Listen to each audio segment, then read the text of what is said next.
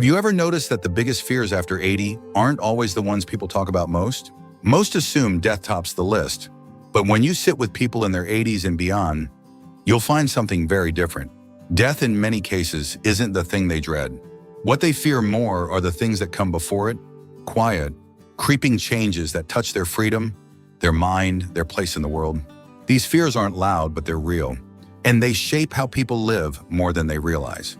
In this video, we're going to uncover the 7 biggest fears that most older adults face after 80. Fears that go beyond health charts and checklists. From the loss of independence to the quiet worry of being forgotten, each one speaks to something deeper than physical survival. These aren't just fears, they're warnings. Signs that something in life is being threatened, even before the end arrives. Stay with me until the end, because we're not just going to name these fears. We're going to unpack what they mean, why they show up, and what you can do to ease their grip on your life. Some of these might sound familiar, others might surprise you, but every single one holds a truth we don't talk about nearly enough. So if you're over 60 or love someone who is, this video will give you insight, comfort, and a new way to see the road ahead. Now let's get started. Number 1, loss of independence. One of the deepest, most common fears that quietly grows after 80 is the loss of independence. Not being able to dress yourself, manage your medications, or take care of daily needs without someone else's help. It's not just about needing assistance, it's about what that assistance represents. For many older adults, it feels like the final crack in the foundation of who they used to be. When you've spent a lifetime taking care of yourself, others, and maybe even raising a family or running a business, it's hard to imagine needing someone to help you brush your teeth or tie your shoes. And even when those moments arrive gently, a slip here, a missed task there, they carry a heavy emotional weight.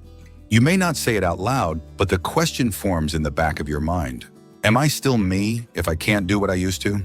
I once knew a man named Walter, 84, who prided himself on his independence. Even after his knees began to give him trouble, he insisted on doing everything himself. But one morning he fell while trying to shower and had to call his son for help. It wasn't just the fall that rattled him, it was the vulnerability. I used to carry lumber and build porches, he said, and now I'm calling someone to help me off the bathroom floor. That shift from doing to being helped can feel like a threat to dignity. But here's the truth: independence doesn't disappear the moment you need help. It evolves.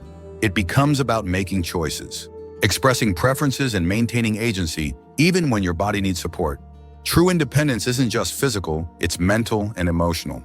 It's being able to say, yes, I need help, but I still decide how I live. And that's where the key lies.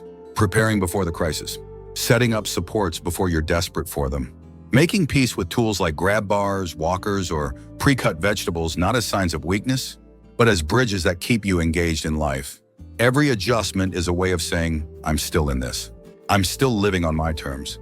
Losing certain abilities doesn't mean losing who you are. And if you can redefine independence, not as doing everything alone, but as having the freedom to shape your life, you'll find more peace, more control, and less fear as the years go on. Number 2, cognitive decline. There's a unique kind of fear that settles in when you can't remember the name of someone you've known for years, or when you walk into a room and forget why you came. After 80, this fear becomes more than just an occasional annoyance. It starts to raise deeper questions. Am I losing myself? Is this the start of something I can't stop? For many older adults, the fear of cognitive decline runs even deeper than the fear of physical illness. A broken hip can be repaired. A heart condition can be managed. But losing your mind, losing your words, your memories, your ability to follow a conversation feels like losing the very core of who you are. I once spoke with a woman named Carol, 82, who had always been sharp, witty, and well-read. But she started noticing little slips, forgetting dates, repeating stories, misplacing familiar items. Her greatest fear wasn't being embarrassed. It was becoming someone her children didn't recognize. I don't want to be in the room, but not really there, she said. I don't want them to look in my eyes and see no one home. That fear isn't irrational. It's deeply human. Our memories are more than thoughts, they're our story. And when that story starts to fray, even in small ways, it can feel like life is starting to slip out of our hands. But here's something important to remember. Cognitive decline is not always inevitable. The brain can adapt. It can grow new connections. It can be challenged and supported in ways that keep it alive and responsive. Things like regular movement, social connection, sleep, hydration, and learning new things can all help protect your mind. And beyond prevention, there's another truth. Your worth does not disappear with your sharpness. Even if your mind begins to fade, your presence still matters. Your spirit still touches others. Your smile still speaks. The people who love you won't stop because you forget a name. They will find you in other ways through your voice, your warmth, your history. So if this fear has been circling, you don't ignore it, but don't give it power over your days. Do what you can to care for your mind. Stay curious, stay connected, and remember you are more than your memory. If you're still watching this video and finding these insights valuable, please comment number 2 below to let me know you're here. And if you haven't subscribed yet, I recommend you subscribe and turn on the bell so you don't miss any videos. Your support helps us continue creating good content to inform and inspire you. Now let's move forward. Number 3, outliving your money. Even people who've worked hard, saved carefully, and planned for retirement often carry a quiet, persistent fear after 80. What if I run out? The idea of outliving your money, of seeing your savings shrink faster than you expected, can stir up deep anxiety, not just about bills, but about dignity, choices, and the ability to take care of yourself without relying on others. It's not always about poverty. Sometimes it's about the uncertainty. Rising healthcare costs, unexpected emergencies, longer lives, these all add to the feeling that your financial foundation could wobble. And for people who grew up in times when thrift and responsibility were survival skills, the idea of not having enough isn't just uncomfortable, it feels like failure. I knew a man named George, 85, who had saved diligently his entire life. He owned his home, had no debt, and still worried every time he opened his checkbook. "I just don't know how long I'll be around," he said, "and I don't want to be a burden to my kids." He wasn't living extravagantly. He just felt the constant pressure of making his money last, without knowing how much time he was budgeting for. That fear can quietly steal joy. It can keep people from turning on the heat in winter, from saying yes to dinner with friends, or from spending a few dollars on something that might actually make life more comfortable. It can shrink your world, not because you're broke, but because you're afraid you might be. So what helps? First, information. Knowing what you actually have, what your real costs are, and how to structure your resources gives back a sense of control. Second, conversation. Talking with a financial advisor, a trusted family member, or even a local senior support center can ease the pressure. You don't have to know everything. You just have to stop carrying the worry alone. And finally, give yourself permission to enjoy what you have. You've worked hard for it. You've planned. You've been careful. Now is not the time to live in fear. Now is the time to spend wisely, not anxiously. A good life isn't about hoarding every penny. It's about using what you have to care for yourself, create connection, and maintain the freedom to live with dignity. Number 4, being forgotten or left behind. There's a kind of loneliness that cuts deeper than being alone. It's the fear of being forgotten.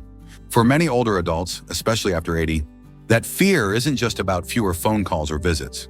It's about the quiet ache of feeling invisible. Like the world is moving forward without you. Like you've become a name in a phone book no one checks anymore. Even people with loving families can feel this way. Children grow busy. Grandchildren grow up. Friends pass away or move into care homes. The social web that once held your life together starts to thin, and the silence that follows can be louder than any crowd. I remember a woman named Dottie, 86, who once told me, "I don't mind being alone. What I mind is feeling like no one would notice if I disappeared." She wasn't dramatic. She had a family. But she said the hardest part of aging wasn't her sore knees or her thinning hair. It was feeling like she didn't matter to anyone's day anymore. No one asked her opinion. No one needed her help. She went from being a center of activity to someone on the edge of the picture. This fear is powerful because it touches on purpose. We all want to feel needed. And when that feeling starts to fade, it can lead to sadness, depression, and a slow withdrawing from life. Not because of health, but because of meaning. But here's the truth, you are not invisible. And there are still ways to reconnect. Start small. Reach out to someone with a note, a memory, or a compliment. Offer a listening ear. Tell your story, because someone needs it, even if they don't know it yet. Presence creates presence.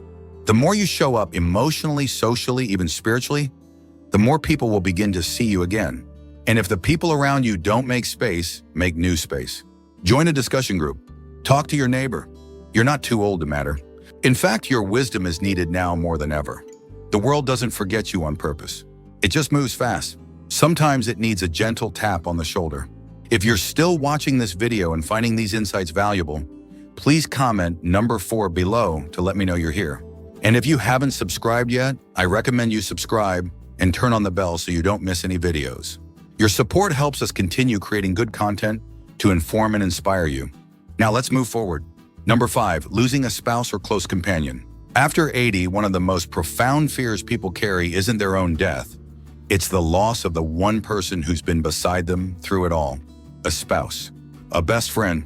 The fear isn't just about grief. It's about losing the rhythm of life you've known for decades. The routines, the quiet conversations, the shared memories that no one else on earth quite understands the same way. When someone close to you dies, it's not just their absence you feel, it's the shift in identity. You go from we to me, from our home to my place, from making 2 cups of coffee to realizing you only need 1. That change is disorienting, even if you saw it coming. And for many, the fear of that day arriving is something they carry silently, dreading the moment when the house feels too quiet and the calendar too empty. I once knew a man named Bill, 87, who had been married for over 60 years. He told me, "I'm not afraid of dying. I just don't want to be the one left behind." When his wife passed away unexpectedly, he described it like a limb had been removed. Not just pain, but imbalance. He struggled to cook, to sleep, to speak without hearing her voice in his head. "She was my memory," he said. "She knew things about me that I don't even remember anymore." That kind of loss is not something you simply get over. And the fear of it can cast a long shadow over everyday life. But what matters is how we prepare, not with dread, but with presence. By cherishing the time we still have, by having honest conversations, by sharing passwords, recipes, memories, and stories while both people are still here. And for those who've already faced this loss, the fear often becomes a longing. How do I keep going alone? The answer isn't simple, but it often begins with connection, finding new ways to express love, to be needed, and to continue your own story with grace. No one replaces what was lost, but new chapters can still hold warmth, meaning, and even unexpected joy. Grief is love that has nowhere to go. But your life still matters. Your heart still beats. And the people around you, old friends, new acquaintances, even strangers, may still need your presence more than you know. Number 6, chronic physical pain or illness. As we grow older, we expect some aches and pains. But after 80, many people carry a deeper fear. Not of pain itself, but of being stuck in it. Day after day, with no end in sight. The thought of living out your final years in constant discomfort can be more frightening than death for some, because it means suffering without escape. It's not the sharp pains that scare people most. It's the dull, dragging ones that follow them everywhere. Chronic pain has a way of wearing people down, not just physically, but emotionally. It affects your sleep, your appetite, your energy. Over time, it can darken your mood, shorten your patience, and steal the desire to connect with others. And perhaps worst of all, it can be invisible. You may look fine on the outside while carrying an unbearable weight on the inside. I remember a woman named Harriet, 84, who lived with constant back pain from degenerative disc disease. She told me, "It's not the pain itself, it's waking up knowing it's still there. Like an unwanted guest I can't get rid of." She wasn't looking for sympathy, just relief. Just a break. Just a break. Something to make the days feel a little lighter. And what makes this fear especially hard is the idea that nothing will help. That people will just say, "Well, that's aging," and leave you to suffer in silence. But that doesn't have to be the case. Pain management has evolved. There are options: physical therapy, gentle movement, meditation, diet changes, even new forms of medication and non-drug treatments that can ease the load. You just have to speak up. You have to be willing to advocate for yourself, even if it takes a few tries to find someone who truly listens. And just as important as treating the pain is treating the isolation it brings. Chronic illness often pushes people into smaller and smaller corners of life. The less you move, the less you engage. And before long, the pain becomes the center of everything. That's why reaching out, even when it's hard, is so important. Connection doesn't erase pain, but it can give it context. It can remind you that there's still beauty, still laughter, still something to wake up for. You are more than your diagnosis. And though pain may come, it does not have to define you. There is still life within you, and there are still people who care enough to help you make the most of it. If you're still watching this video and finding these insights valuable, please comment number 6 below to let me know you're here. And if you haven't subscribed yet, I recommend you subscribe and turn on the bell so you don't miss any videos. Your support helps us continue creating good content to inform and inspire you. Now, let's let's move forward. Number 7, being forced into a care facility. For many people in their 80s and beyond, there's one fear that looms larger than almost any other. The idea of being placed in a care facility against their will. Not because assisted living or nursing homes are inherently bad, but because of what that move can represent: the loss of autonomy, privacy, familiarity, and control over daily life. The fear isn't just about the place, it's about the decision. About someone else deciding when you leave your home, what room you'll sleep in, what time you'll eat. It's about the feeling of being managed instead of being consulted. And for people who've lived their lives making their own choices, that loss can feel like a kind of death all its own. I knew a man named Harold, 86, who said, "I'm not afraid of dying in my house. I'm afraid of being told I can't live in it anymore." He wasn't stubborn. He just knew what that space meant to him. It held the memories of his wife, the pictures of his grandchildren, the old coffee pot that still worked the way he liked. The thought of leaving all that behind, not by choice but by someone else's judgment, kept him up at night. This fear often stems from a simple question: will anyone listen to what I want? Older adults worry that their voices will be overridden by doctors, children, or well-meaning caregivers who think they know best. And while safety and care are important, so is respect. So is having a say. That's why it's so important to talk about your preferences early, before a crisis. Put them in writing. Share them with your family. Let them know not just what you want, but why. If staying at home matters more to you than anything else, explain that. If you're open to certain changes but want to be involved in the timing and process, say that too. And families, listen, truly listen. The goal should never be to control your loved one's life. The goal should be to support it, to find creative solutions that honor both safety and dignity. Maybe it's part-time in home care. Maybe it's downsizing within the same neighborhood. Maybe it's just checking in more often to delay the need for a bigger step. Because at the heart of this fear is something universal: the desire to live life on your own terms, right to the very end. And the more we honor that desire, the more peace we bring to the people we love and to ourselves. Final thoughts. As we close out this video, take a moment to sit with these 7 fears, not as problems to be ashamed of, but as truths that so many carry quietly day after day. They don't show up all at once. They creep in over time. A slip here, a silence there. And before you know it, you start living more cautiously, not because you're fragile, but because you're afraid of what might come next. But here's the thing: naming a fear is the first step in weakening its grip. When you bring it out into the open, you reclaim power. You begin to make decisions with clarity instead of anxiety. You begin to shape the rest of your life with courage, rather than letting fear do the shaping for you. So, which one spoke to you the most? Was it the fear of losing independence? Of being forgotten? Of slipping away mentally or physically, even while your body remains? Whatever it was, know this: you are not alone. These are not signs of weakness. They're signals that you're still deeply alive, still connected to what matters, still human in the most powerful sense. And just as these fears are real, so is your ability to face them, to prepare, to ask for what you need while you still can. Whether you're 60 or 90, it's never too late to start making peace with these truths and building the support, structure, and conversations that will make the years ahead not just bearable, but meaningful. You've made it this far for a reason. You've weathered storms. You've adapted through decades of change. You are stronger than these fears, and more loved, more remembered, and more valuable than you may ever fully know. Thank you for joining.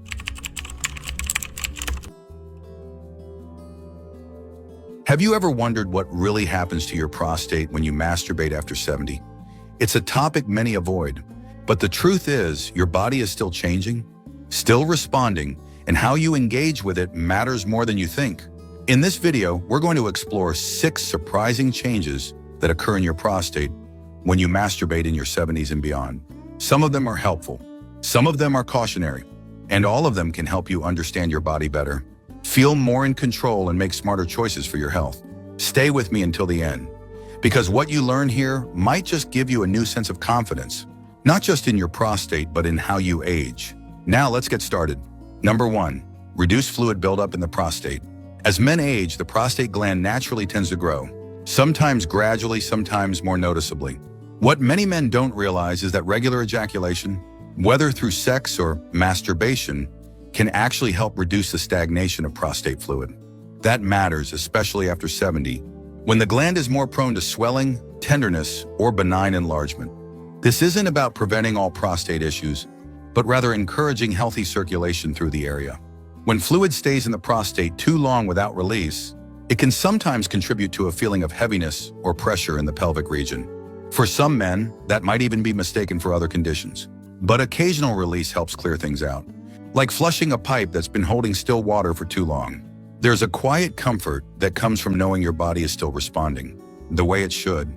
And for many older men, staying sexually active, either with a partner or on their own, can serve as both a physical and emotional reassurance. Not just that everything still works, but that the body still belongs to them. I remember a man named Leonard, 74, who once joked, "If my joints are going to ache, I at least want my plumbing to stay smooth." He wasn't being crude. He was being honest.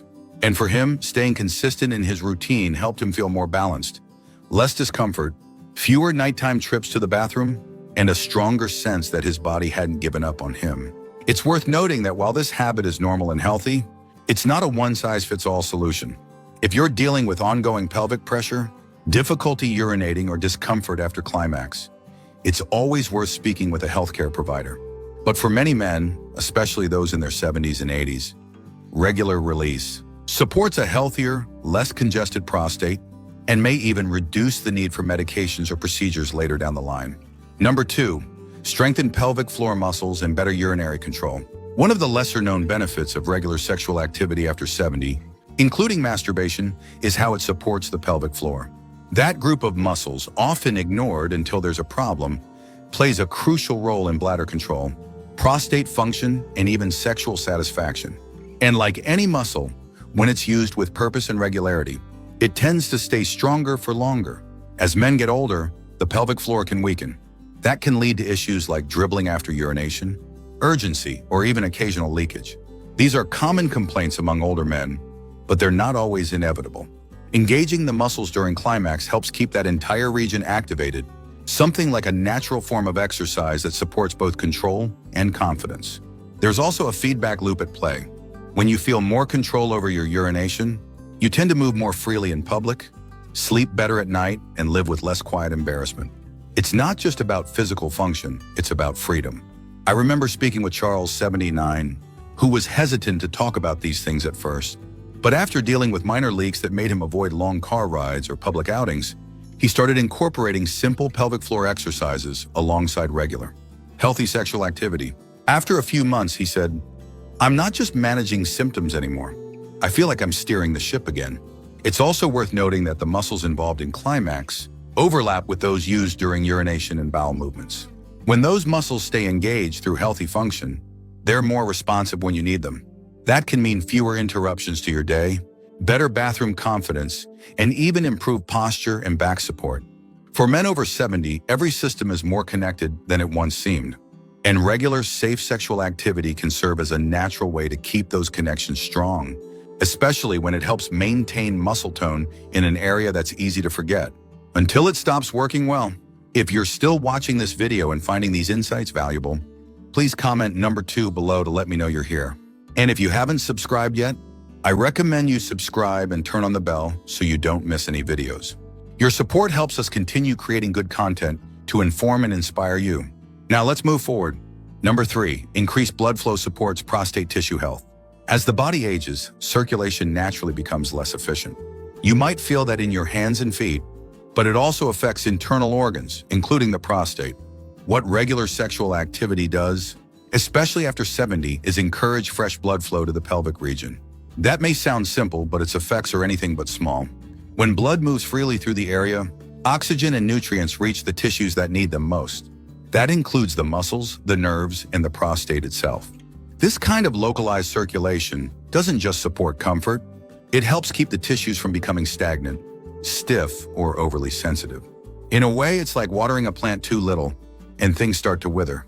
Just enough and the system stays flexible, nourished and better equipped to respond to stress. Men who remain sexually active into their 70s and 80s often report fewer sensations of tightness or pressure in the lower abdomen. They also tend to have fewer complaints about that dull ache that sometimes accompanies long periods of sitting. And while the exact medical cause isn't always clear, one theory is that increased blood flow keeps the nerves and tissues in that area more resilient, more capable of bouncing back after strain. I once spoke with Harold, 75, who had a sedentary lifestyle, but made time every week to engage in intimacy with his wife or through self-care. He told me it's not just a release. It's like it wakes everything up down there. I walk different. I feel different. And his words point to something real. The act of arousal and climax creates movement, stimulation, and circulation in an area that otherwise stays still most of the day. This isn't about forcing activity or overdoing it. It's about gently encouraging a system that benefits from regular movement.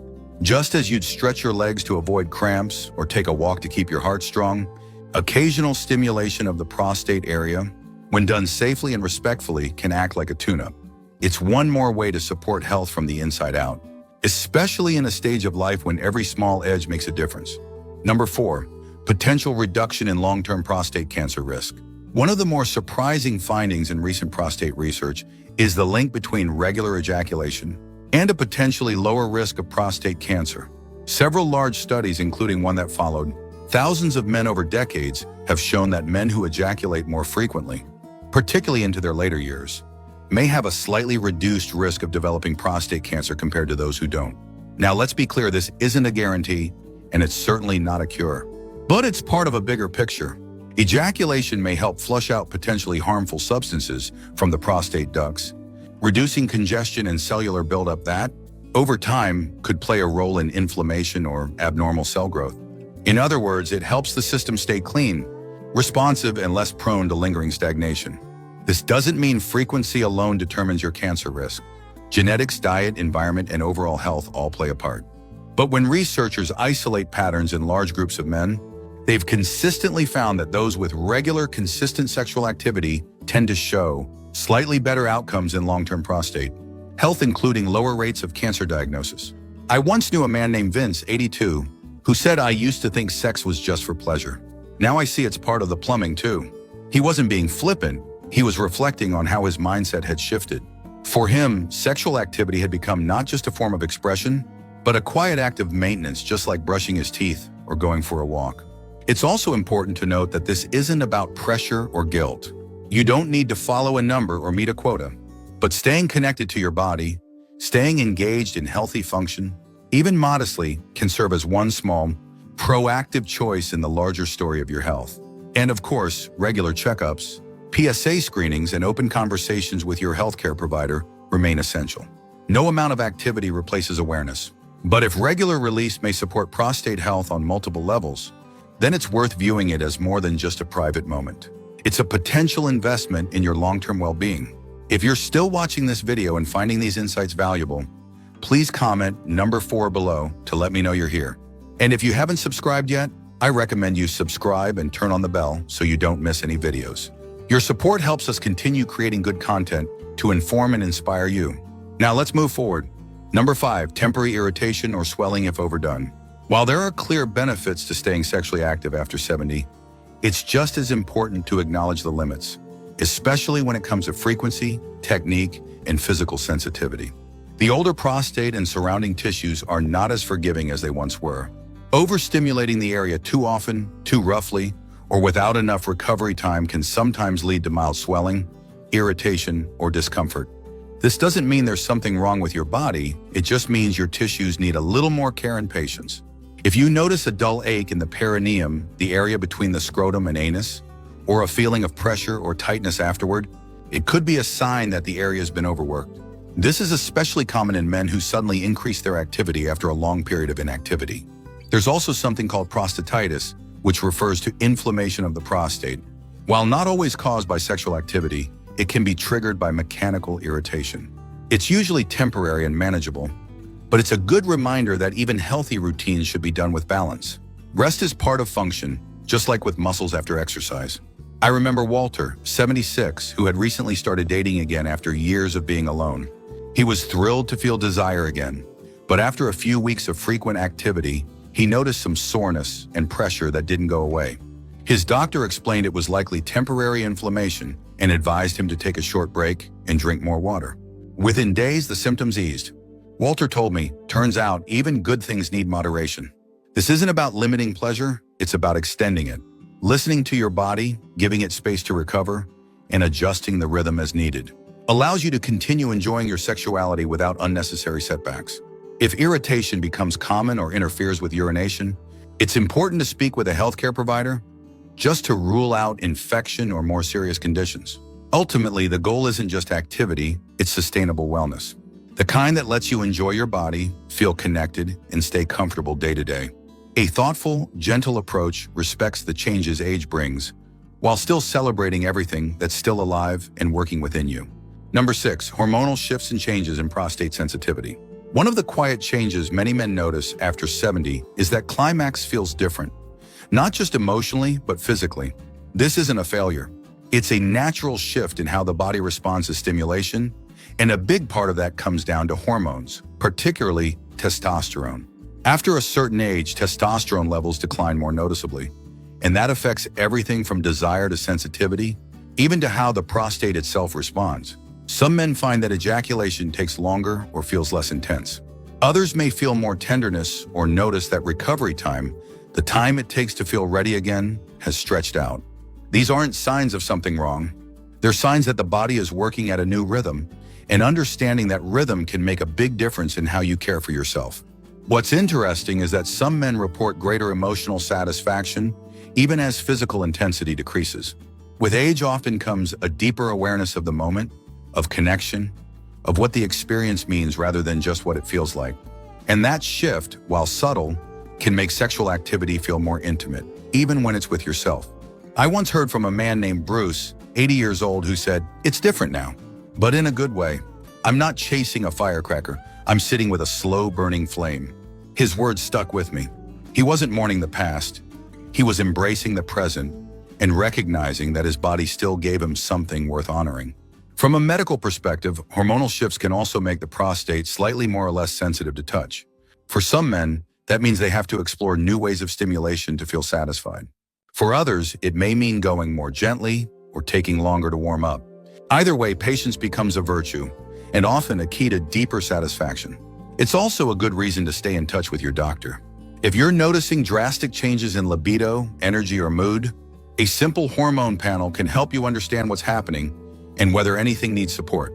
Sometimes a small adjustment can make a big difference. But in most cases, the shift in sensitivity is not a problem. It's a recalibration, one that invites you to tune in, slow down, and work with your body, not against it.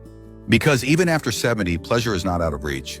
It simply speaks in a softer, more refined language, one that rewards attention, care, and respect. If you're still watching this video and finding these insights valuable, please comment number 6 below to let me know you're here. And if you haven't subscribed yet, I recommend you subscribe and turn on the bell so you don't miss any videos. Your support helps us continue creating good content to inform and inspire you. Now let's move forward. Final thoughts. Now that we've walked through these 6 changes, take a moment to reflect. Which one surprised you the most? Which one made you feel more connected to your body instead of less? Growing older changes things, yes, but it doesn't end them. Your body might move differently, respond more slowly, or crave more care than it used to. But that doesn't make it broken. It makes it wise. And understanding what your prostate is going through, what it needs, how it functions, and how it reacts to healthy stimulation can give you something many older men don't even realize they're missing: clarity, reassurance, and quiet confidence. Sexual activity after 70, whether alone or with a partner, isn't about proving anything. It's about staying present in your body.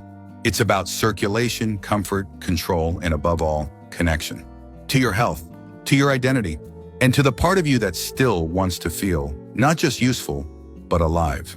If there's one message I hope you take from this video, it's this: you are still allowed to care for yourself in this way.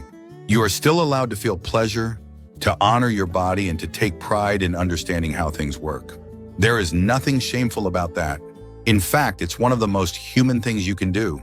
So, whether you're just learning about these changes for the first time, or this video confirmed what you've quietly suspected for years, I want to remind you, you're not alone. And more importantly, you're not finished. There is still so much of you that's strong, curious, capable, and worthy of good care.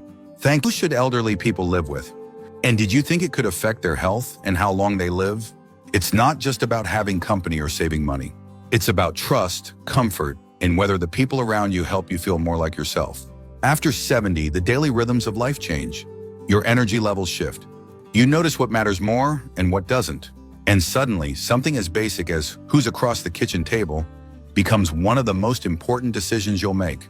Some people find peace living alone. Others feel their best with someone nearby, even if it's just for laughter, shared meals, or a little help reaching the high shelf. The question isn't whether you should live with someone. It's who makes life feel more supported, more manageable, and more meaningful. In this video, we're going to explore 6 types of people older adults often live with and what makes those living arrangements work. These aren't just practical tips. They're emotional and deeply human choices that affect how safe you feel, how much freedom you have, and how connected you stay to the world around you. Stay with me through the end, because you might discover something new about the kind of living situation that would actually bring you more peace. Not just today, but in the years ahead. Let's begin. Number 1, a caring adult child who respects your independence. For many older adults, living with a grown son or daughter feels like the most natural step, especially if health concerns or mobility issues have started to show up. And when that relationship is built on trust, love, and clear communication, it can work beautifully. Daily help is close by. You don't have to worry about groceries, rides to appointments, or long stretches of loneliness. But the key word in all of this is respect. Too often, older parents move in with their children and find themselves quietly pushed into the background. Their routines get overridden. Their opinions get brushed aside. And little by little, they feel less like a parent and more like a guest in someone else's home. That's why what matters most isn't blood, it's balance. If you have a child who truly understands your need for space, who still sees you as capable and wise, and who includes you in household decisions without making you feel like a burden, that can be a deeply comforting arrangement. You gain peace of mind knowing someone's there if you fall or feel unwell. But you also hold on to something just as important, your dignity. I remember a woman named Linda, 78, who moved in with her daughter after a fall. She said, "I was nervous at first. I thought I'd lose myself. But my daughter asked me where I wanted the furniture, asked what time I liked my tea, even gave me a key to the house like it was mine too." That made all the difference. Of course, it doesn't work for everyone. Sometimes the personalities clash. Sometimes the house is too loud, too crowded, or just not the right fit. But if your adult child is emotionally mature, patient, and genuinely wants to support, not control you, the result can be something special, a household where you feel both safe and seen. And that's the kind of home money can't buy. Number 2, a dependable sibling or close relative with shared history. There's something uniquely comforting about living with someone who's known you for most of your life. A sibling, a cousin, even a lifelong family friend. They don't just help with meals or medication. They remember who you were before the world got loud and complicated. They know your stories. They've seen you through seasons of joy and struggle. And that shared history can bring a kind of emotional ease that no hired caregiver or roommate ever could. When older adults live with someone from their own generation, someone who understands the cultural references, who remembers the same presidents, or who grew up with the same family traditions, it often creates an environment of deep mutual understanding. You don't have to explain yourself.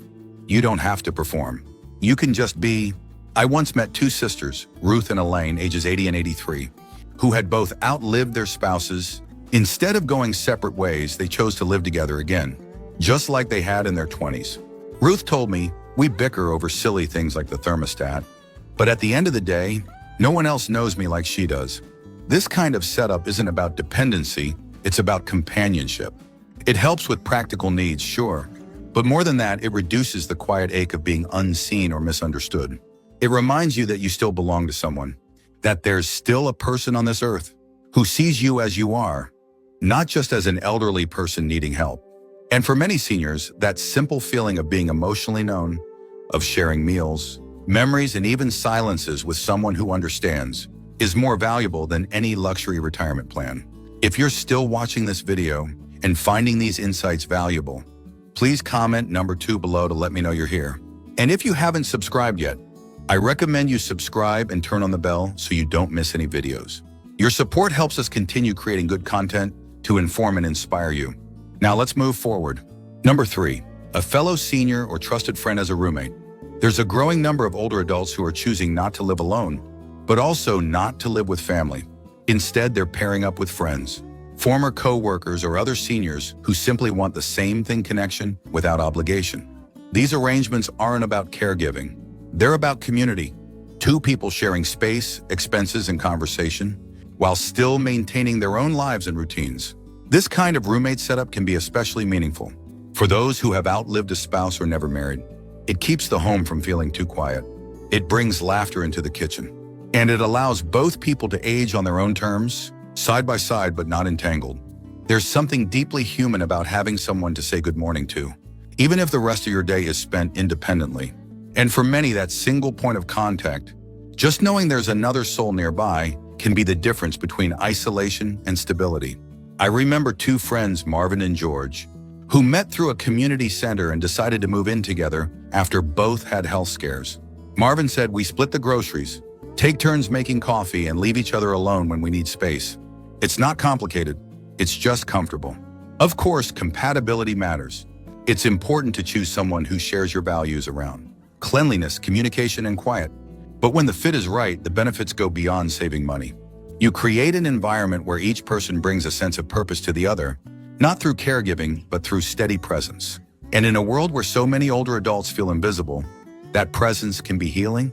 It reminds you that you're still part of something shared, that your life, your thoughts, your laughter, they still echo in someone else's daily rhythm. And that sometimes is all the medicine you need. Number 4, a younger relative or helper who offers mutual support. Sometimes the best living arrangement isn't with someone your own age. It's with someone a generation or two younger who brings energy, practical help, and a fresh perspective. This could be a grandchild, a niece or nephew, or even a trusted young adult who isn't related by blood, but is bonded by mutual respect. What makes this dynamic work isn't age, it's agreement. A shared understanding that both people bring something valuable to the table. In many of these situations, the younger person receives reduced rent or free housing in exchange for helping with errands, driving, or household upkeep. And in return, the older adult gets to stay in their own home longer, often with more ease, more safety, and more peace of mind. There's also something emotionally uplifting about being around someone younger. Their music, their stories, their pace, it can breathe new life into your days. Not because you need to keep up, but because you get to witness life from a different angle. And sometimes that's all it takes to shake off the fog of routine. I knew a woman named Janice, 82, who opened her home to her grandson's friend Daniel. He was 26 and working nights while trying to save for school. He helped with groceries, shoveled the walk, and fixed the Wi-Fi when it glitched. Janice told me, "He doesn't hover and I don't nag. We just exist kindly next to each other." And that's the beauty of it. When set up with clear boundaries and mutual respect, this kind of intergenerational living can foster learning, warmth, and even joy. You share stories, swap life skills, and create a home that's rooted in generosity, not obligation. Of course, trust is key. The arrangement should be written out with expectations on both sides. But when done thoughtfully, this kind of setup reminds you that you're not just receiving help, you're offering something valuable in return. And that's something no paycheck can match. If you're still watching this video and finding these insights valuable, please comment number 4 below to let me know you're here. And if you haven't subscribed yet, I recommend you subscribe and turn on the bell so you don't miss any videos. Your support helps us continue creating good content to inform and inspire you. Now let's move forward. Number 5, a professional live-in caregiver for daily assistance and peace of mind. There comes a time in some people's lives when the everyday tasks like bathing, cooking, or remembering medication start to feel more overwhelming than they used to. And while friends and family might try to help, they may not always be trained, available, or equipped to handle the job. That's where a professional live-in caregiver can make all the difference, not just in physical support, but in the comfort of knowing someone is there who truly knows what they're doing. These caregivers aren't just assistants, they're trained observers. They know how to spot early signs of infection, how to help you move without causing pain, and how to keep your space safe and your routine steady. For many older adults, this brings a level of calm that no amount of visits from relatives can quite replicate. But perhaps the most underestimated part of living with a caregiver is the relationship that can develop. When there's consistency, kindness, and mutual respect, this kind of setup can blossom into something quietly beautiful, a rhythm of daily life that feels dignified, not dependent. I remember a man named Edward, 84, who resisted the idea of a caregiver for years. When he finally hired one, Maria, a woman in her 50s, he told me 2 months later, "She doesn't just make sure I take my pills. She listens. She treats me like a person, not a checklist." That meant everything to him. Now, of course, This kind of arrangement requires careful planning. Finances, agency support, and background checks all matter. But for those with chronic conditions or limited mobility, the presence of a professional in the home can reduce emergency room visits, help you stay in your home longer, and offer your family peace of mind they didn't know they needed. It's not a loss of independence. It's a shift in how independence looks. Because sometimes the strongest decision you can make isn't doing everything on your own. It's knowing when to bring someone in who can help you do it better. With skill, with care, and with a heart that honors your age, your needs, and your right to feel safe exactly where you are. Number 6, a compatible person who honors your rhythm, not just your needs. At the heart of every good living arrangement is one quiet truth: the best person to live with isn't always the one you expect. It's not just about family. It's not just about who can lift heavy things or drive you to appointments. It's about how that person makes you feel in your own space. Do they respect your need for quiet? Do they speak to you like an equal? Do they let you be you, or do you feel like you're always adjusting to them? Living with someone in your later years means sharing more than just meals or bills. It means sharing mornings, moods, energy levels, and the spaces in between.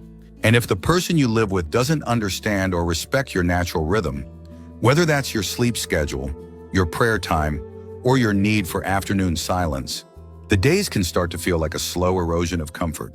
But when someone does respect your rhythm, everything softens. You feel safer. You laugh more easily. You take deeper breaths. And most of all, you feel like your home still belongs to you. I once met a man named Joseph, 79, who lived with a neighbor's daughter in her early 40s.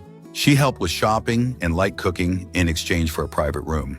But what struck him most wasn't the help. It was how she never pushed, never hovered, never made him feel like a project. He said, "She knows I like breakfast quiet. She doesn't talk over my baseball games. And when I nap, she checks that the door's locked, then disappears. That's how I know I can trust her." That's the kind of harmony that doesn't come from titles. It comes from temperament. So whether you're considering a child, a cousin, a friend, or someone entirely unexpected, remember the right person to live with is the one who doesn't make you explain your preferences every day. They notice, they adjust, and they leave you feeling not just cared for, but understood. If you're still watching this video and finding these insights valuable, please comment number 6 below to let me know you're here. And if you haven't subscribed yet, I recommend you subscribe and turn on the bell so you don't miss any videos. Your support helps us continue creating good content to inform and inspire you. Now let's move forward. Final thoughts. Yes, Jordan and Varen. By now you've seen just how many paths there are when it comes to deciding who to live with later in life. And maybe you've realized something important. There's no one-size-fits-all answer. The best living arrangement isn't always the most obvious one. It's the one where you feel respected. The one where your needs are met, but so is your sense of self. Some people thrive in multi-generational homes. Others find peace with an old friend. Still others prefer a quiet, steady presence nearby who knows when to help and when to step back. What matters isn't the title of the person you live with. It's the quality of the relationship you share. Think about your values, your energy, your boundaries. Then think about who in your life might complement, not challenge those things. Because home is more than 4 walls. It's the feeling you get when you walk through the door and realize you can exhale. And if no one in your current circle feels like the right fit, don't lose hope. There are more options than ever, from senior co-housing and roommate matching programs to in-home companion services and intergenerational housing networks. The key is being open, curious, honest about what you need, and brave enough to ask for it. A good living arrangement after 70 isn't about giving up freedom. It's about finding the kind of support that lets you keep it for longer. You deserve a space that feels like yours. You deserve relationships that feel steady. And above all, you deserve to feel at home, in every sense of the word. Thank you for joining us today. We'd love to hear from you. Leave a comment below and share one thing you learned today and how you plan to use it in your life. Your thoughts are important to us, so don't hesitate to share them. Reading your comments gives us great motivation and encouragement. If you enjoyed this video and found it helpful, please like, subscribe, and share. Your support helps us continue creating good content to inform and inspire you. Thanks for watching, and we look forward to seeing you in the next video.